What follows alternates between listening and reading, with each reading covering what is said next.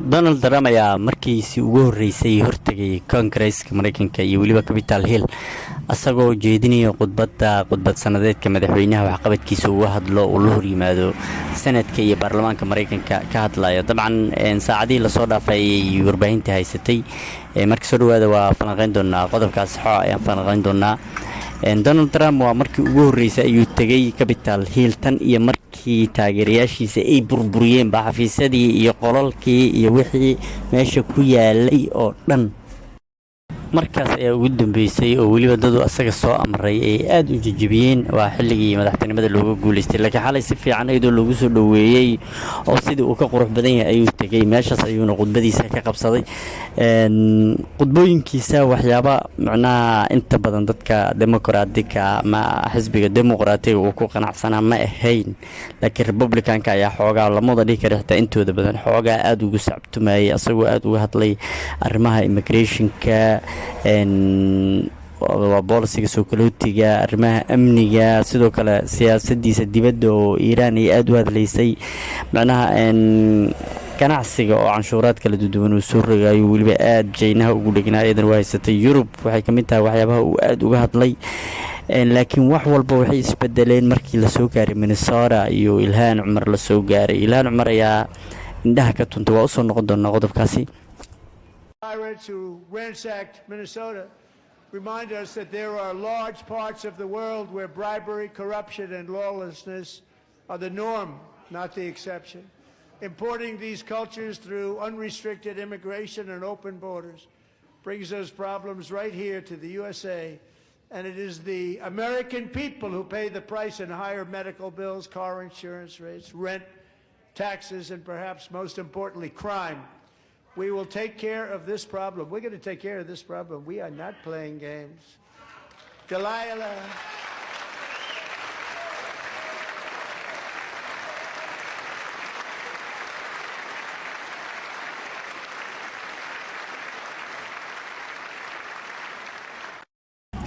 donald trump iyo ilhaan cumar oo fagaaro isku arka waxaa u horreysay xalay oo isku caayo. asagana uu ogaa qofka uu wajahaya inay qof ka koongareeska maraykanka ugu cabsi badan yahay ay taa waa ogyahay. marka dabcan hadalkiisii markuu bilaabay uu faagday ayay dabcan ilhaan waxay tiri war isdeji saas ma jirta isdeji odayo waa taraaraxday isdeji tiri qarankii statekaa la hadli haysaa isdeji meeshii oo Fox News iyo TikTok kama dhex hadli haysay.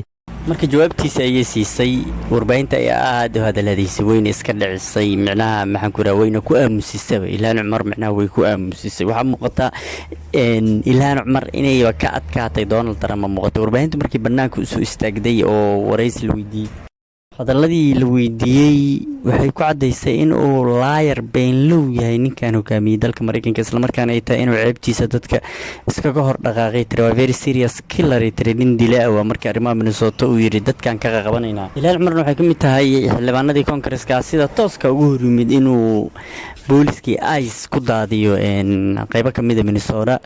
wayna ku guulaystay inaan dhihi karaa weliba go-aankooda ahaa in laga saaro, waayo hadda waa inta badan waaba laga saaro, waana laga sii saarihaya weli weyna socotaa ka saaridda.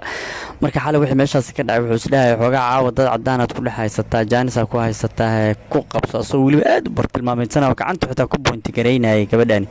dhanka kale waxyaabihii uu ka hadlay waxaa ka mid ah arrimaha iiraan ayuu aad uga hadla xalay uu ku nuunuuxsaday weliba asagoo aad mooday inuu aad uga cabsi qaba inaad ay u muuqato yiri iiraan macnuhu haddii ay xal diblomaasiyadeed la imaan weyso waa weerari doonaa. siyaasadiisa arrimaha dibadda gebi ahaanba raf ayay ahayd. dadkii falanqeeyayaasha waxay ku sheegeen in ninkanu maraykanka uu u wado meel aad uga hooseysa meelaha hadda asaga uu sheega. sidoo kale waxyaabuu ka hadla waxaa ka mid ah arrimihii canshuuraha iyo canshuurihii tirabeelka oo qaarkood maxkamadda ku dayaala maraykanka ay wada kansaleen oo asna ku faanay. laakiin kulli markii falanqeeyaasha laisku soo duubo wixii uu ka hadlo dhan hal xaba kama jiraan.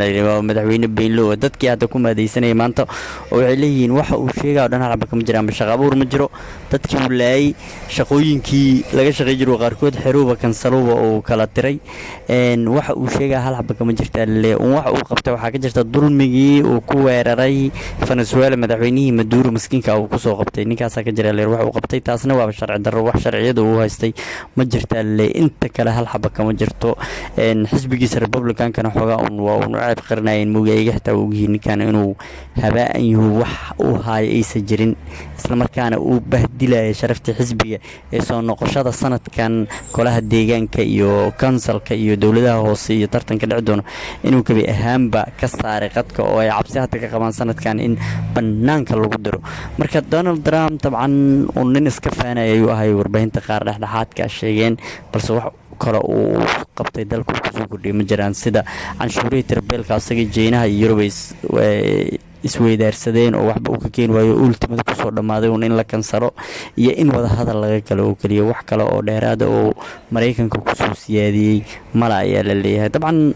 cadaawado badan iska dhaafin wax kusoo siyaadiyay cadaawad horla ayuu abuuray Mareykanka bariga dhexe Mareykanka inay kala furtaan waa macquul oo sarkaal la soo xiganayo oo la taliyaasha amniga madaxweyne Donald Trump kamid oo arrimaha Iiraan ka hadlayay isbuucan wuxuu sheegay inaysan suuragal ahayn in Iiraan weeraraan maadaama ay haysan saaxiibo horay u sii weeliyo oo caawiya maadaama Mareykanka iyo saaxiibadiisii reer galbeedka iyo bariga dhexe ay kala furteen uu leeyahay marka saaxiibadii ganacsiga waa kala furteen kuwii ammaanka waa kala furteen kuwii tiknoolajiyada waa kala furteen wax walba waa kala furteen waa Trump oo ay u dhex fadhiyaan meesha Witkoff iyo Jared Kushner iyo Mike Rubio ay u dhex fadhiyaan waa oo kaliya iyo asxaab kale oo iska tiktokeray oo asxaabtii ninkii la dhihi jiray